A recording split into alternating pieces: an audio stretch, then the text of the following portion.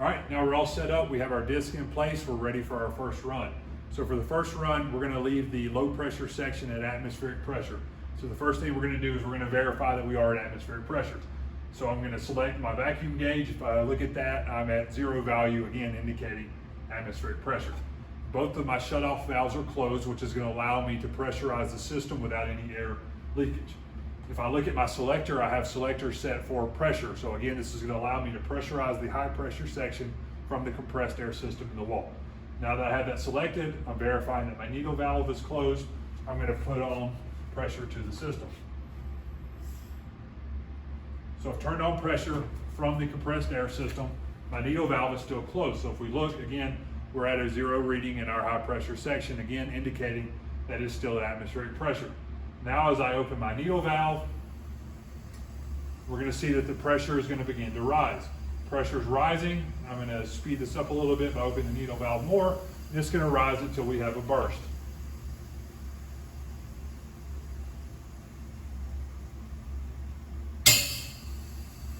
Now I'm gonna close the needle valve so we can see the final equilibrium pressure.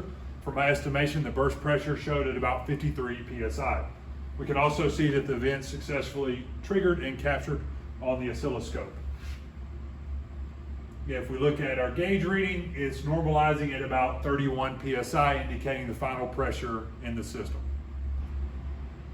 All right, so we're going to bring it in now to take a look at the data which has been captured from the oscilloscope. So as you can see, we've got 2 channels worth of data. In this case, the yellow line corresponds to channel 1, which is the first pressure transducer, and the blue line corresponds to our second channel of data, which was the second pressure transducer further along the tube. So you can see that the oscilloscope detected a jump in pressure from the first pressure transducer first, followed by the second.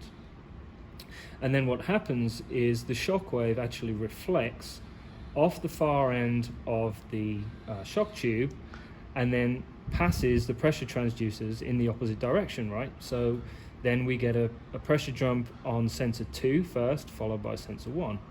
And then over here reflecting back up and down the shock tube itself off the other end. So we're actually interested in this first set of pressure jumps right here. So what we can do is use the cursor on the oscilloscope to approximate the delta in time between those 2 rises in pressure detected by the 2 channels. So what I'm doing here is I'm just trying to match up the 2 cursors with those 2 rises in pressure, and you can see that we have a delta T of 1.5 milliseconds approximately. And you can see as the shock slows down, when it reflects back, you can see that delta T will be greater, right? So we can do the same thing also to approximate the rise in pressure, and you can see we've got approximately 80 millivolts there.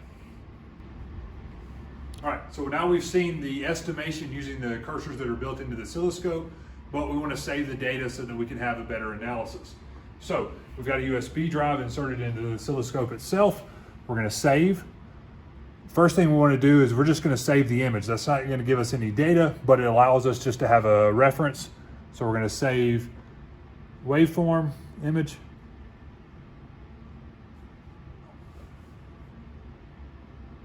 Okay. Then we're going to save the waveform itself. Now notice we need to be careful about this. We want to get both channels. Right now it's only on channel 1. So we're going to select all displayed. We're going to change our file to a CSV so that we can open that in Excel, and then we're going to save that data file.